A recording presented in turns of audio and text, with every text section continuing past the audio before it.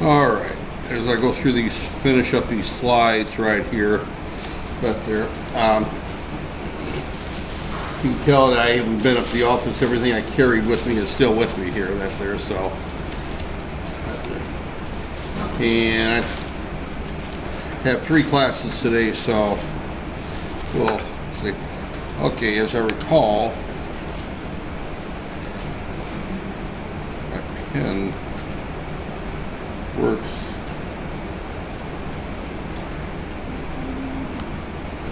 Oh, yeah, that doesn't work here. All right. That there. Basically, this slide says in Chapter 5, we're going to be learning how to write functions, and that's a few weeks away, that there.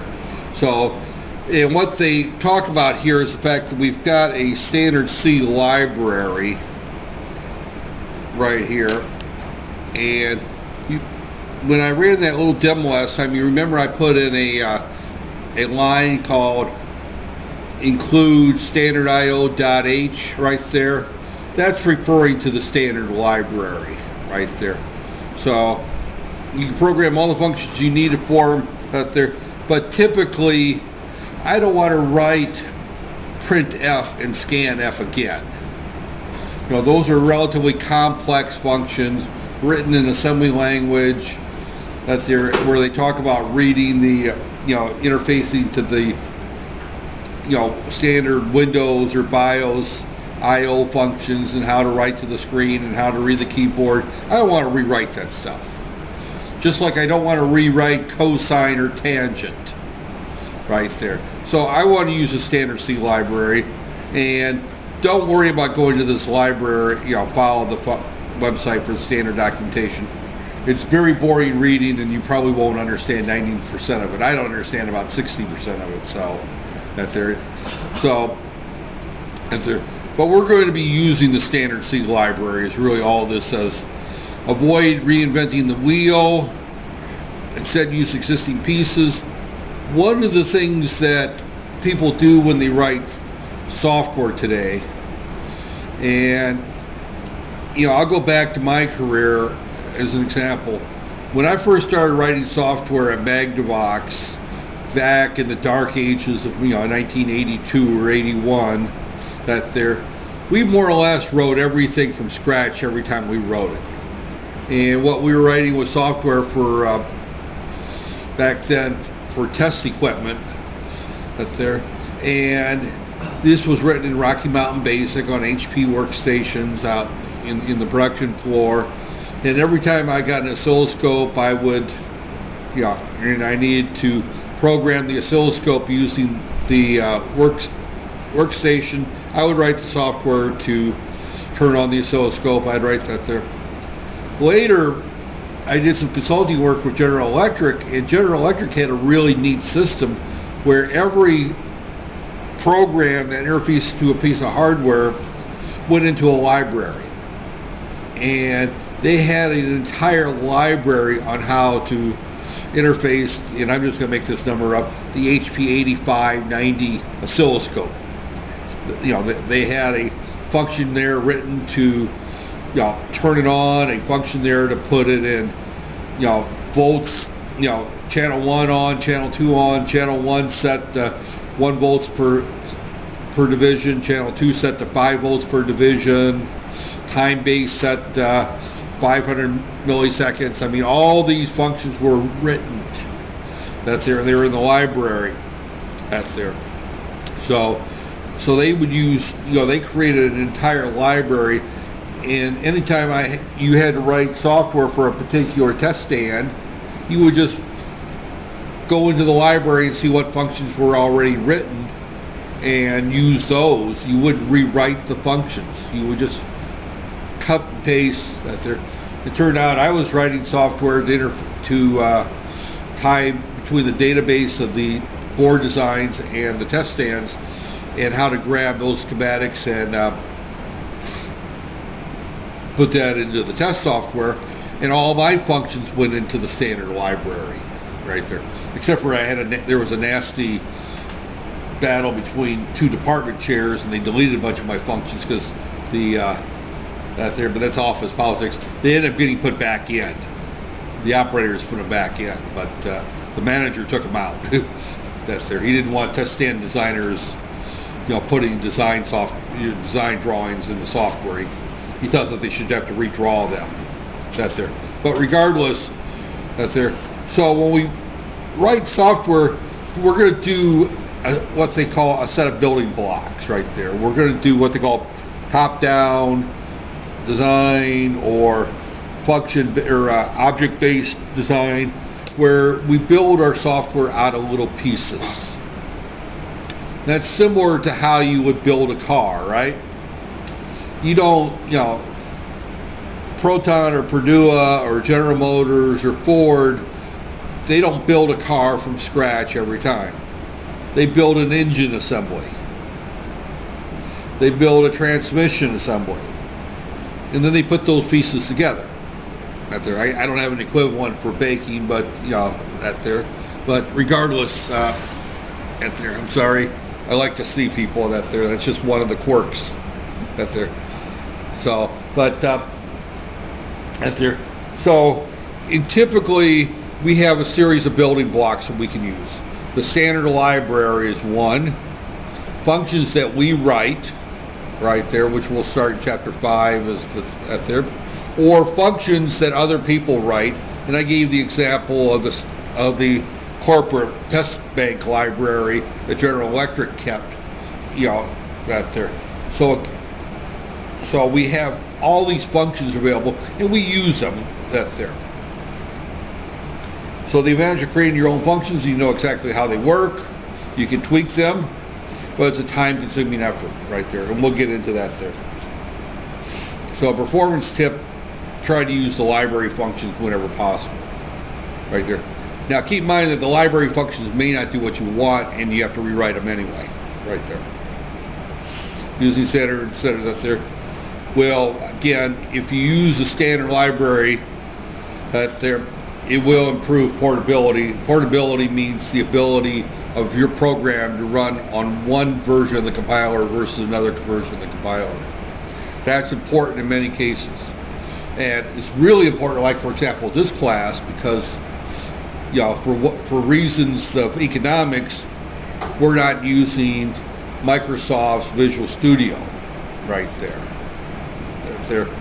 And the reason we're not using this is because the older version of the Visual Studio won't work with the current version of the operating system. I think they're running Windows 7 in this lab right there, and they have a very old version there. And Visual Studio is very inexpensive if you're a university in the US, but Microsoft in its infinite wisdom charges more overseas than they do domestically for that particular product, and they don't give really steep discounts for Visual Studio to universities like they do in the US. In the US, you could buy Visual Studio for the entire department for about $100 a year. That includes every computer on every desktop, in every faculty office, and every student's laptop. Everybody in the entire department got full access to the software. Here, it's like $300 per computer. So if you take $300 times computer times every computer in the UniKL system, you can imagine how much it would cost. And these are US dollars, so you're talking about 1,400 ringgits per computer. That's almost as much as you spend for the computer. So obviously we're going to be using something that's cheaper. So the one version we're running is free, right there. Okay, where did C and C++ start from? It was originally started, C was originally started, we're using predominantly C, is by a company in the US called Bell Laboratories, or AT&T Bell Labs, out there. Americans know Bell Labs as the phone company. Alexander Graham Bell invented the telephone, and his company became Bell Industries, right there. And the Ma Bell is another term they use, was the largest company in the US for many years. In the 1980s, the federal government said they were too big and too powerful, so they had to break them up into Baby Bells, smaller companies. So we had Ma Bell and then the Baby Bells right there. Bell Laboratories was for maybe 75 years the largest privately owned research laboratory in the world. So Bell Laboratories came up with C back in the 1970s, right there. And it followed a language called B, which followed a language called A. So C became very popular. They developed an operating system called Unix based on C, right there. And it became the standard library for a lot of applications that there. I interviewed with Bell Labs, so I had a chance to visit their facilities in Chicago. Actually, I should have probably taken that job. I don't know where my career would have been if I would have gone to work for Bell Labs. But this was back in 1984. I interviewed for them, or 83. I interviewed with them there, and it was an interesting interview. I mean, I was offered the job as it turned out, but it actually paid less than what I was making at Magnavox. So it didn't make a lot of sense to move to Chicago to work where the cost of living was 3 times as much and get paid less, but it probably would have paid more in the long run if I would have gone to work for Bell Labs. But I've had an opportunity to at least visit their facilities and look what they did. They're also known for hardware development. The number one thing that Bell Laboratories invented that changed the world was the vacuum tube, which doesn't change the world in your point. But the transistor was based on the physical properties of the vacuum tube. So in the 1940s, when the vacuum tube came out, it enabled things such as radio and television. You know, there would not be television today if it wasn't for the vacuum tube, and that was an invention by Bell Laboratories. And the transistor would not have been invented if the vacuum tube had not. Most inventions follow another invention, right there. You know, when we look at new developments don't come out of the sky all of a sudden without inspiration from something else. So the vacuum tube was the predecessor to the transistor, which was the predecessor to the IC, or their integrated circuit, which is the backbone of all electronics today. So they all go back to the vacuum tube right there. But Bell Laboratories is the language that they're condensed treatment from our book that they're. We're not going to get to chapter 15, so don't worry about that there. So there's a number of languages out there. We're not going to cover any of them. Just going to mention Objective-C, which is a object-oriented language based on C. It was actually Steve Jobs' that there.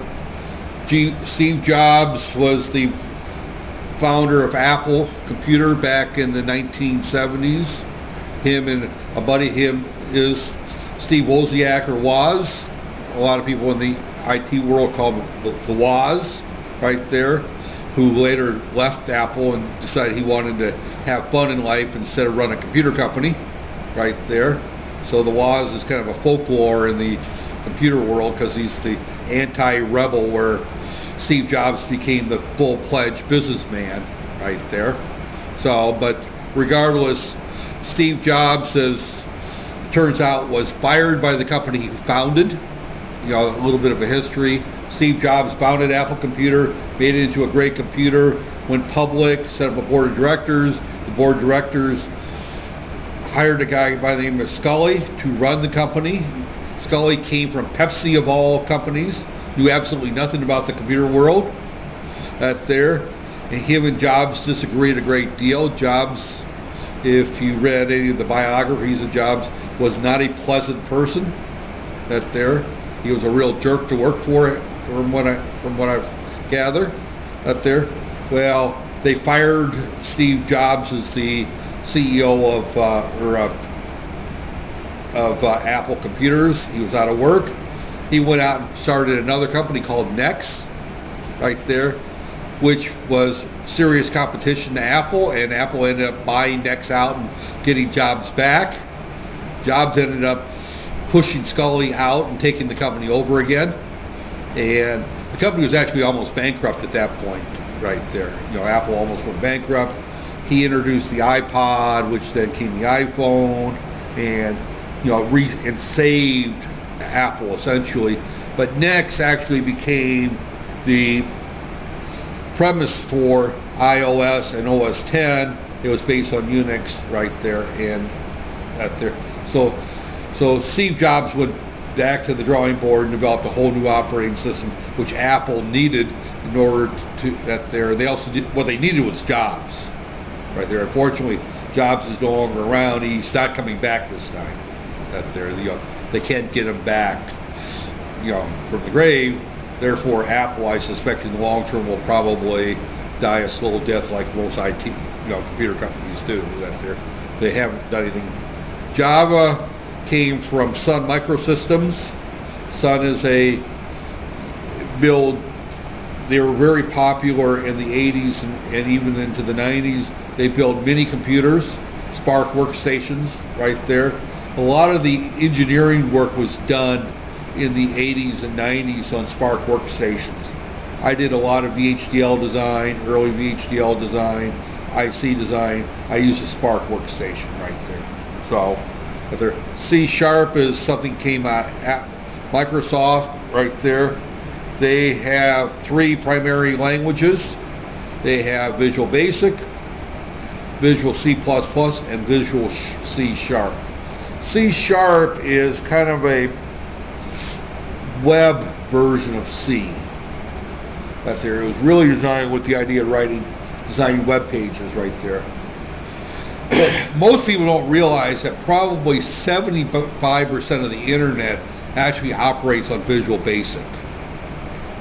Right there. A lot of what's originally designed on the internet, web pages are done using Visual Basic. That there. Our Visual Basic code behind Adobe Dreamweaver HTML design files right there. There's other ones out there. WordPress is done for a lot of blogging software, and that there, I can't remember that there. I'm not a web designer, so I don't remember them all. I don't keep up. But a lot of the web programming is done using Visual Basic, at least for the initial designs.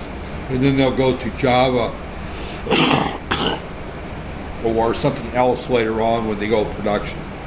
If you have a small company, you'll probably end up using Visual Basic. And I would say with about 80% certainty, if any of you end up writing code when you go out in industry, and you're electrical engineers, so you're not going to be pulled in as embedded designers unless you end up in a small company or change kind of your direction, you're probably going to end up usually using Visual Basic as your primary language right there. And I plan on doing a little section on Visual Basic. It's not part of this course, but Visual Basic is such a powerful language today, and we don't have access to a Visual Basic compiler, so it's just going to have to be a demo there. But it's the quick and easy way of doing something right there. You don't always get the most efficient code. You don't necessarily want to do something that is production quality using Visual Basic. But if you're working for a small engineering company and you need a program to put out a particular form or an interface to a customer or something like that, Visual Basic is the fastest and easiest way to write that code and get a really nice looking program and look like you really know what you're doing when you just threw the thing together. It's kind of like making a cake out of a cake mix. Ladies, you were probably taught how to make nasi lemak from scratch, right?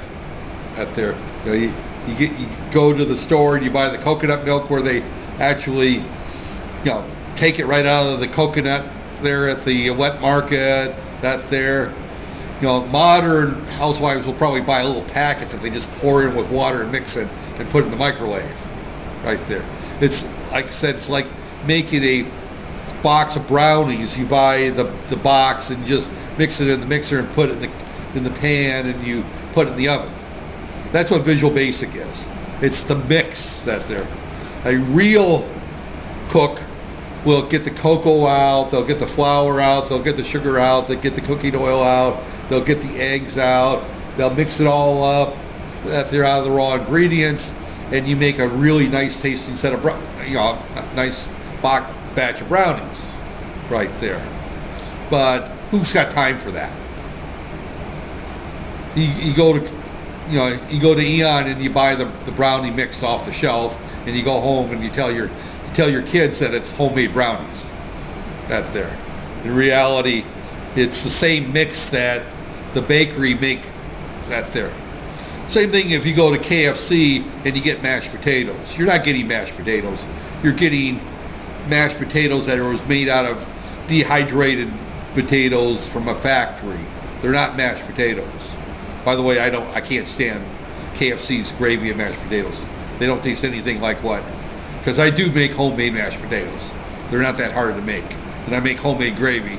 So I grew up with that taste, so I know the difference between that and KFC.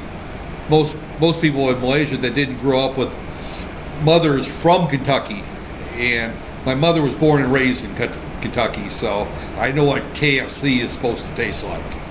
That there, and it doesn't taste like KFC. That there, but you kind of get used to KFC. Now the chicken I'll eat. The chicken actually isn't bad, but the mashed potatoes and the gravy is it's like wallpaper to me. That there, or wallpaper paste. So those are some of the languages out there. PHP, Python. Actually, I'm using Python this semester because I'm introducing the Raspberry Pi in the microcontroller course, so I'll be using Python with that there. But it's a C-like language right there. But all these languages right there, Objective-C, Java, C#, PHP, Python, JavaScript, Ada is another one not on this list, that they're all based on C originally right there. Swift right there. I have never looked at Swift. I've heard of it. I've never done anything with Swift. In order to do anything with Swift, you need an Apple computer, and I've got an Apple computer, but it's sitting in my desk drawer.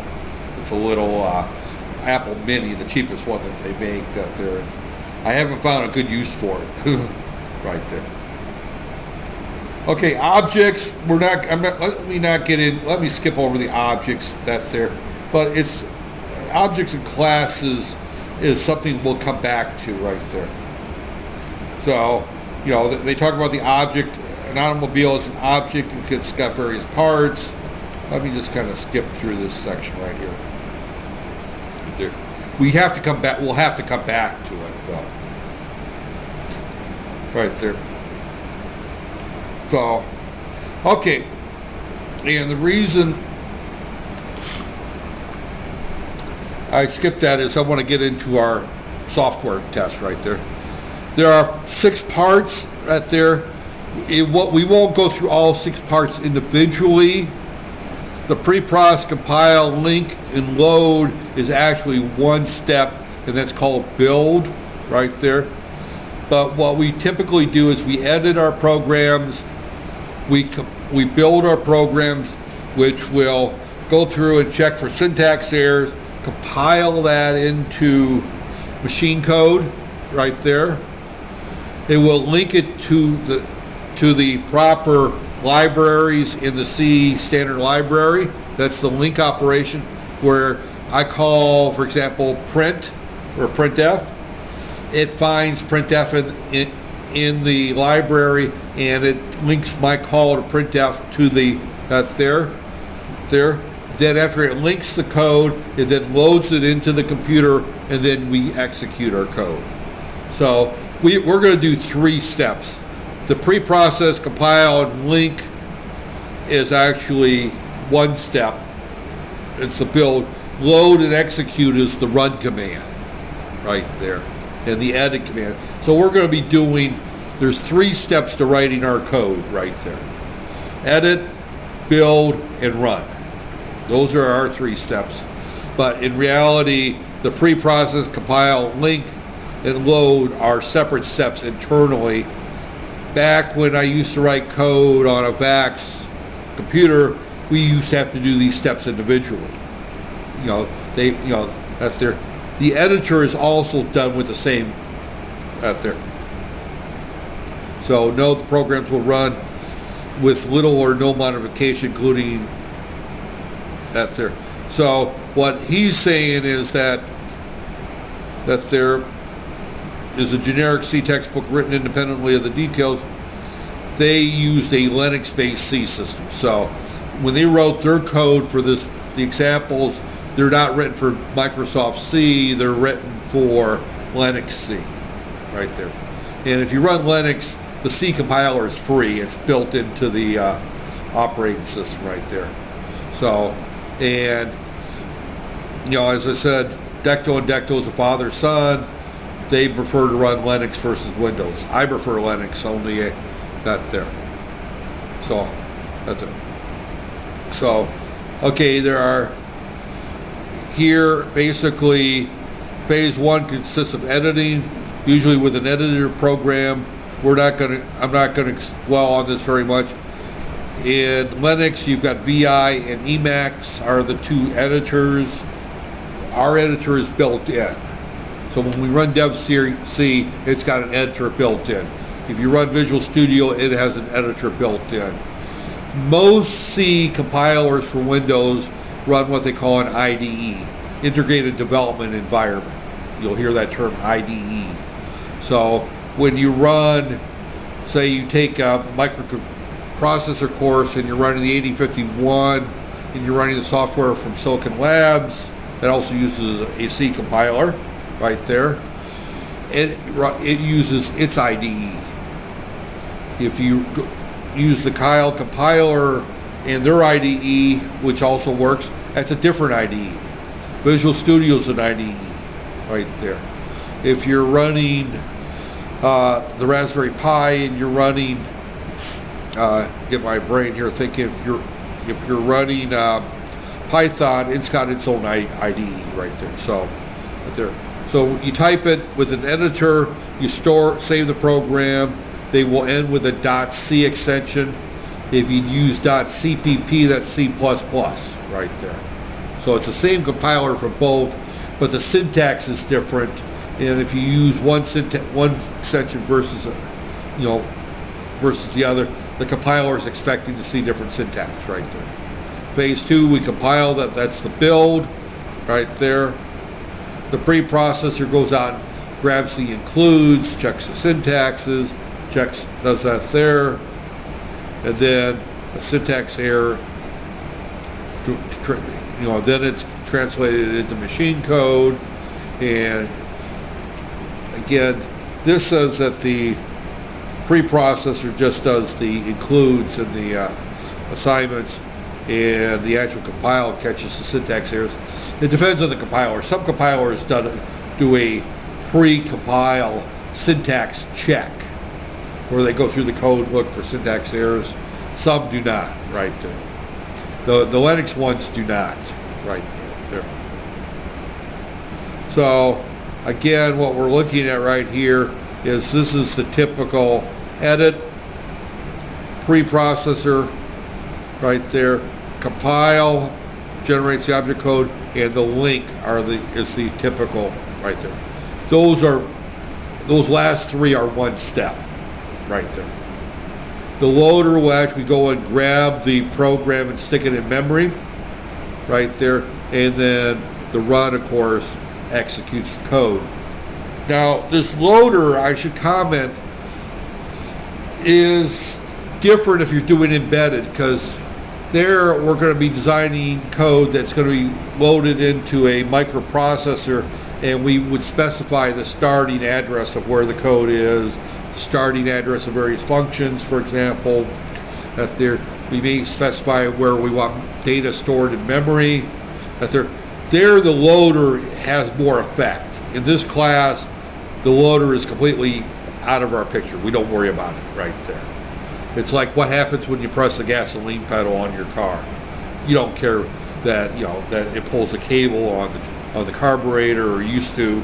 You know, now of course it sends a signal to the microcomputer that tells the fuel pump to pump more fuel to the fuel injector. We don't have carburetors anymore, right there. Just like the ladies don't care what happens when I change the gas setting on my stove, right? You don't care whether it opens a valve to the gas tank and allows more. You know, you don't worry about that. All you know is I turn this knob, the oven gets hotter out there. So the linking grabs the stuff from the library right there, and then the loading. I think at this point is, I don't know where I'm at on slides right there.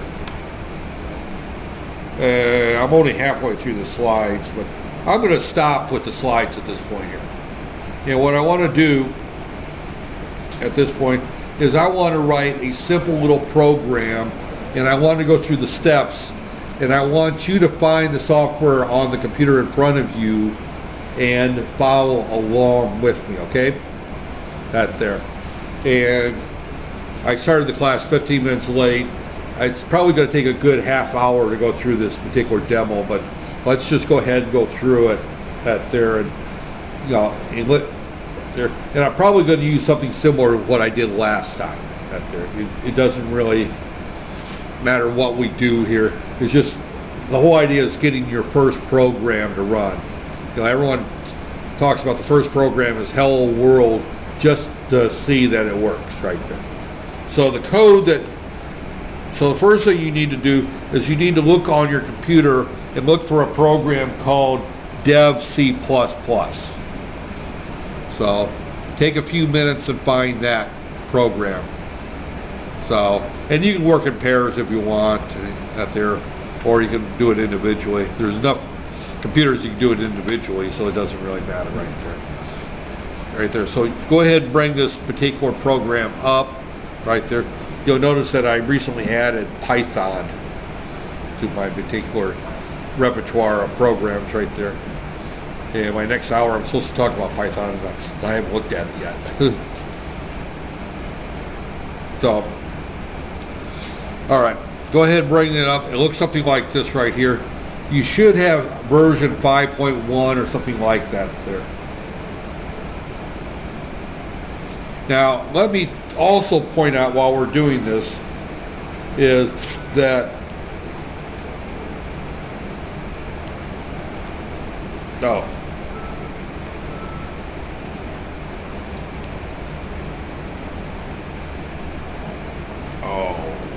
passport number.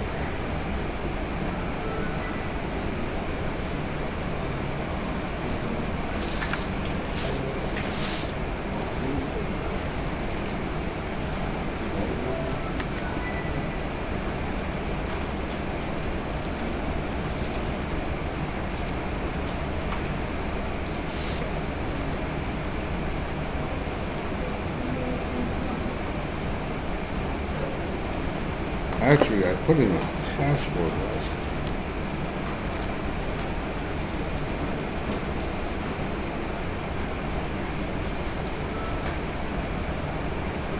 Oh, okay, evidently the password works. I don't need them.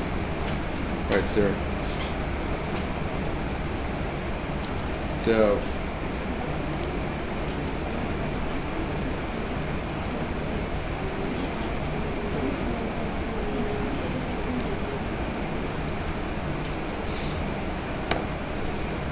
If you go to SoundForge, SourceForge right there, you can download this particular compiler, and as I said, the price is right, it's free. There's nothing pirated about it. It's completely legal, free. And you run this on your laptop right there. You just download it right there.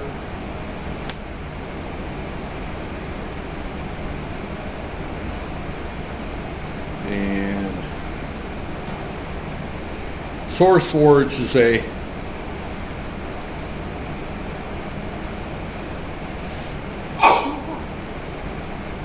sheet right there. So, and again, it's not a huge program. It's about 50 megabytes. It's not real large right there. But that's the software right there. Now, once you open this up, and hopefully is it on these machines? Okay. So file, we're going to create a new project right there. It's easier to create a project than it is to create a source file, because then we have to create the project afterwards. So we're going to create a new project, and this is going to be a console application right there.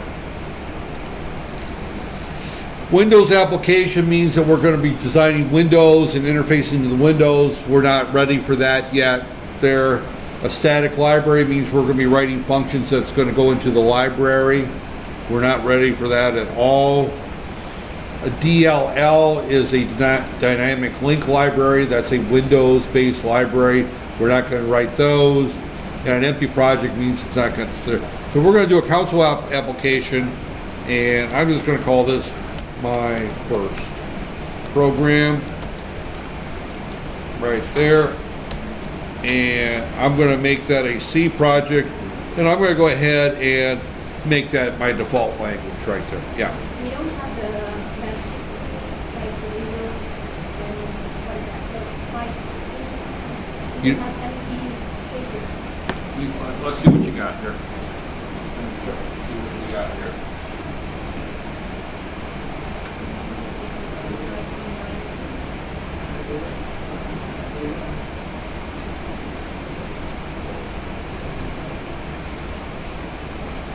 Okay, well, we'll just make a C project right here, and then we'll go back and try to fix it later. We'll see what happens. You got version 5.92. Let me. Okay.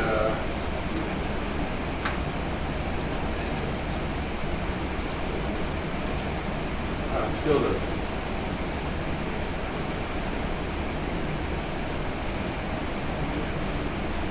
And it won't. All right, let's just go ahead. Let's go the other way then. Let's see if that works, okay? Let me cancel. Let's create a new file and see if we can create the project later. Back there. It looks like you've got a different version than what I do for right there. So, all right, let's cancel. Let's go ahead and create. Well, I think I went through some of this last time. We were able to get to work, but it was a little different. So let's just go ahead and create a new source file. Right there. So it comes up like this right here. And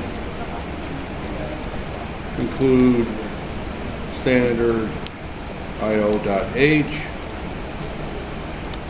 Right there. Int main. Right there. Int I, J, and product. Right there. Print F. Enter I.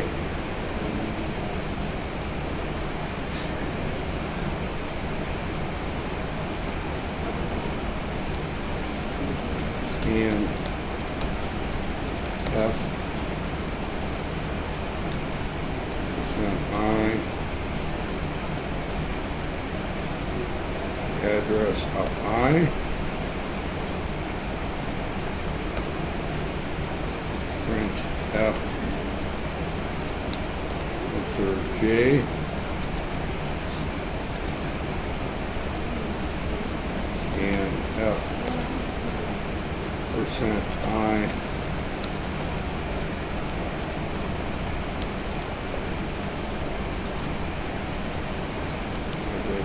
Okay.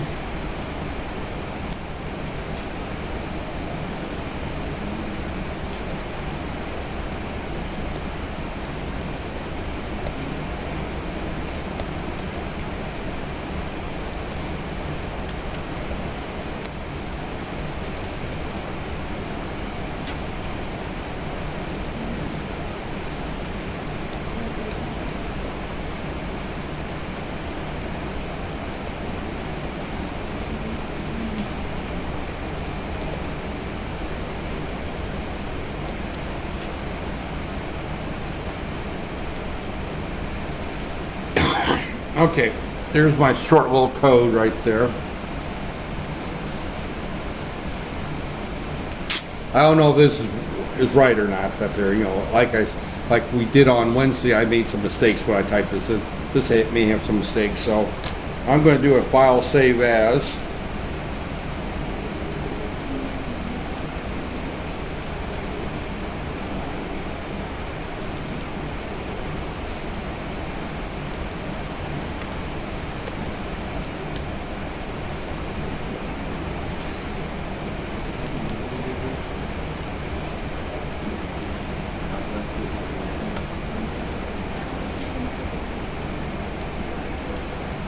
Right there.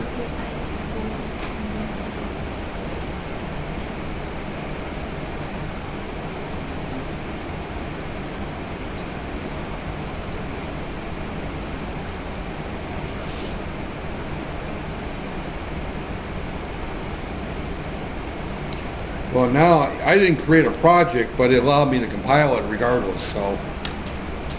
And this compiled cleanly, so this code is good.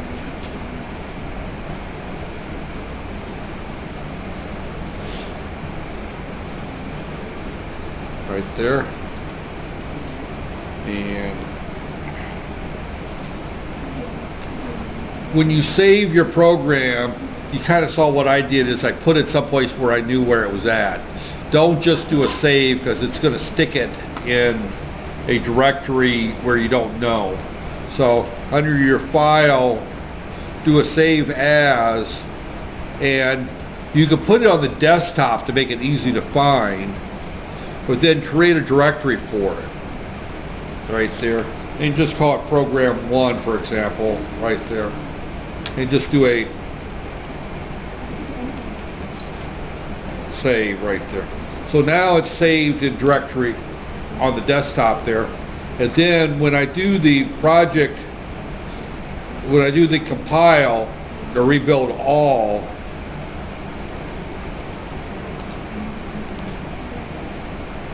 right there, program 1, you'll notice that I've got 2 files in this particular case. Sometimes you have more than 2 files. One is the source file and the other is the application. So I created the application right there. So the rebuild all created the application. If I go back to here and under execute, and I do a compile right there, well, in this particular case, the compile doesn't create the intermediate file. Different compilers, if you run a normal, the older version of the compiler, you would have your program 1.c, that would create a program 1.obj right there. And then once you link it, then you would get the program. So this is the compile right there, compile. And then link, you get the program 1.exe right there. This particular compiler actually skips that step right there. So we don't get the object file right there. So if you're running a different compiler, you may see a file called .obj that there. So, because what happens is the object file gets combined with the library files right there. Those two combined to form the exe right there. As I said, the build operation here combines the link and the compile into one step right there. So once you've got this built or saved, then go to execute and do the compile or rebuild. You don't normally just do the rebuild. And hopefully you've got that option right there. Do you have that option? All right, so, and do you get something that comes up and says 0 errors and 0 warnings? Actually, in this computer, it's very Okay. It's very different. I was hoping. I don't know why it's getting rectangle and then Can I sit down there and see what's going on? It looks like it's wanting to interpret this as a .c plus plus.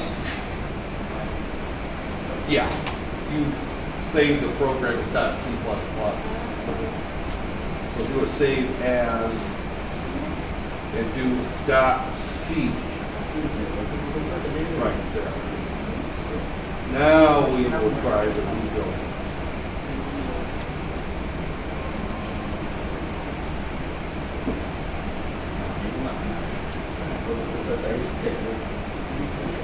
Oh, let's try this right here.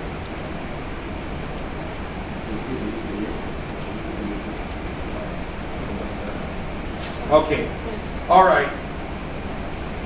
One other thing that what the problem she was having, and it's a common problem, is this compiler right here. We need to have 64-bit release up here. If you have 32-bit, it's going to give you all kinds of errors and warnings because the operating system installed on these computers is a 64-bit operating system. So we have to use a 64-bit version of the compiler. That's not obvious there. Most compilers, we don't have that step because most compilers are smart enough to go out and look at the operating system and compile correctly. This one we're getting what we paid for, which is absolutely zero. We didn't buy this, we didn't pay for it, so it's a little bit dumb. So the version of the compiler we're running is a 64-bit. The other problem she had is where you see this name of the program right here, where mine says .c, the default is .c++, and you need to change that. And when you do the file save as, right here, if I don't put the .c right here, it will assume it's supposed to be a .c++. And if I put C++ in here, right there, and I try to execute it, it's, well, actually in this case it didn't give me any errors, so evidently it picked up the fact that this is C syntax. Her problem was actually all just this box right here. So once you've got that to where it compiles and it says 0 errors, 0 warnings, our next step is the easiest one, execute. Just tell it to run. Notice we do have a compile and run right here, where if we make a quick change, we can just simply, and we don't think it's messes with the syntax, we can hit the compile and run, and it compiles the code and then automatically runs it right there. So now it's a two-step operation. We run the editor and we compile and run with one step. So we enter I, 50, we enter 50, and we come back with 2,500 right there. Yeah. Okay.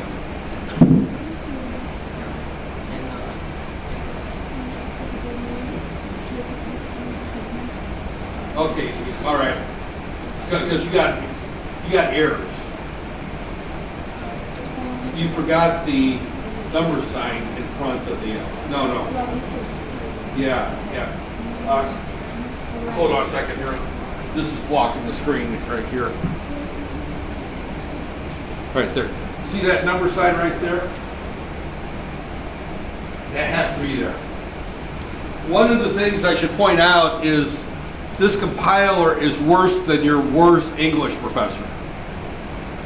And when I say your worst English professor, you know, the commas have to be exactly where they have to be, the exclamation marks have to be exactly where they have to be. This syntax is particular. So this number sign has to be there. These opening and closing brackets, and let me sit down that way. My recording has what I'm talking. The recording doesn't show me that there. This number sign has to be there. These brackets have to be there. This standard IO, I keep calling it studio, but standard IO is what that actually stands for, .h, has to be exactly spelt that way. int main has to look exactly like this. This opening closing parentheses, you leave that off, it won't work.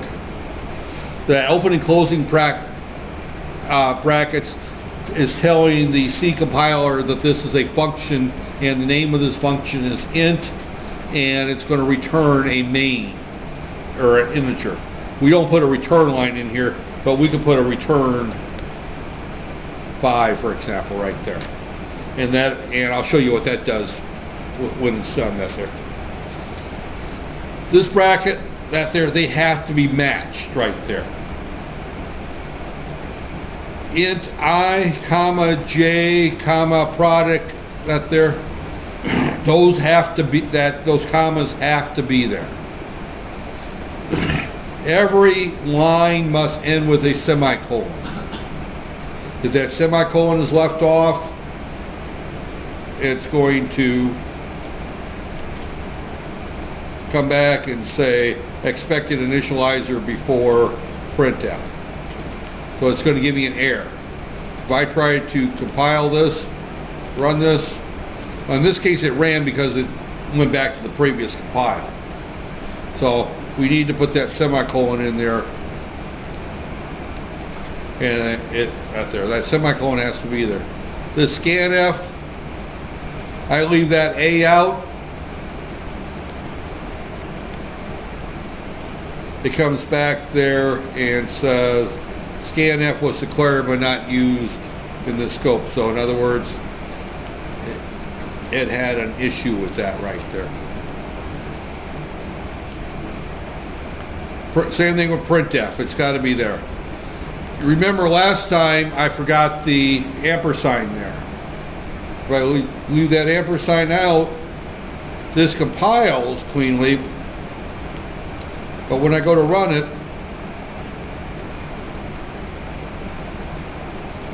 it gives me the stopped working. It crashed right there. So that ampersand is needed that there. Now what that ampersand means is that the function scanf is going to change the value of j, right? Because it's going to read the keyboard, and whatever is in the keyboard is going to return back in j. Well, it doesn't need to know the value of j for that. It needs to know the address of j. It's just like you got a bank account, right? Get there. If I ask you how much money you got in your bank account, you would tell me the balance in your bank account. You know, you're a poor student that there at the end of the month, you might tell me you've got 75 cents in your bank account. Your parents call you up and say, oh, poor Abid, you have no money, I want to give you some money. What's your account number? They don't want to know how much money is in your account. They want to know the address of where to send the money. That there. Same thing with J. I want to change the value of J by putting some money into it. I want to put a value into it. I need to have the address of J right there. So it's like my sister-in-law, she bought some plane tickets for my wife and I to go to Coochie later next month, that there. And she was expected to get paid, so she calls up and gives me her account number. She doesn't tell me how much money she's got in her checking account. She tells me what the account number is. And that's the same thing we're doing with that ampersand, is we're saying the address of J. Same thing with the address of I. And then the product is, we just do our simple multiplication right there. And then the printf is the same thing. This %i right here, or %n, is they call it an escape code, and we'll cover those in more detail in the next chapter. But those are saying new line right there. We want to put a new line in there. If I left that off, it will just leave it on the same line right there. And we'll cover those in more detail. And return 5, if I execute this,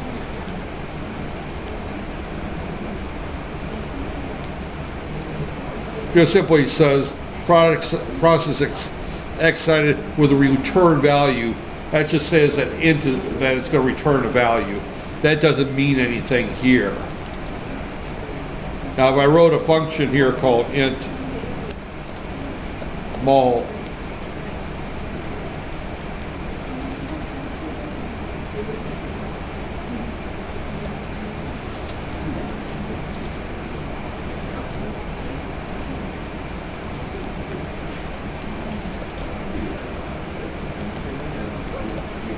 right there.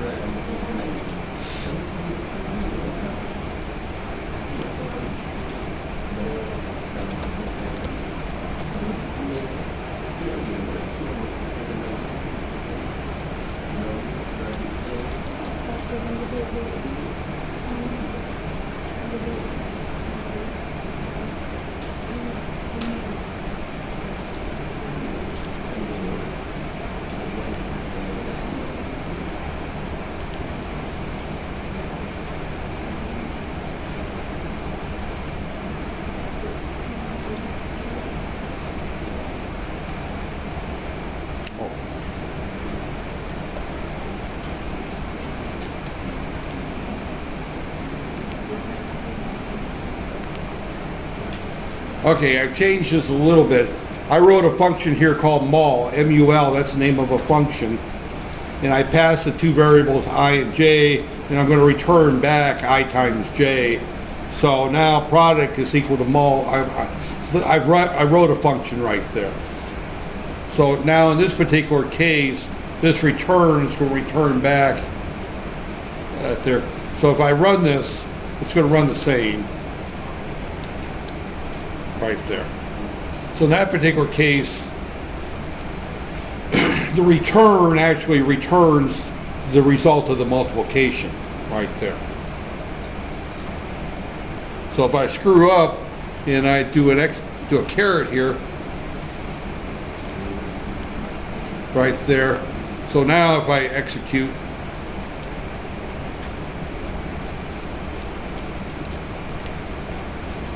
and I have no idea what the result is 6. Where I got the 6 from, I have no idea. Right there. Probably because I forgot to include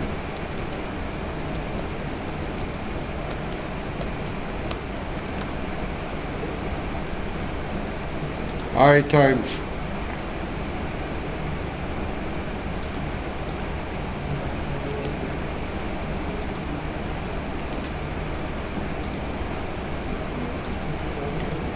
so 5, 2. Now it's adding the two together. That there. That's giving me something strange at there. So I times j return ij right there. I think with this compiler I have to use power, POW in order to do exponentials right there. I don't think the caret works. I think it interprets the caret as plus right there. Because let me do it one more time.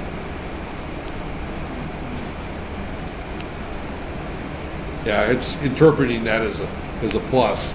So it's giving me a funky error. The caret's supposed to be exponential, but this compiler doesn't recognize it as exponential.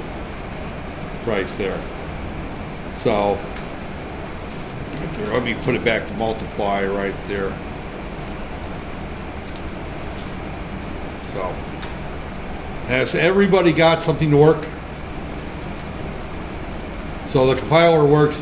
We can't create a project though. We have to do it as just create the file and compile the file. Remember the .c, not the .c++. And we have to remember to use 64-bit release right there. Okay, I'm going to stop at this point right here. It gives me right there. So we'll continue on. We meet again. When is it? Next Wednesday, right? Yeah. Okay.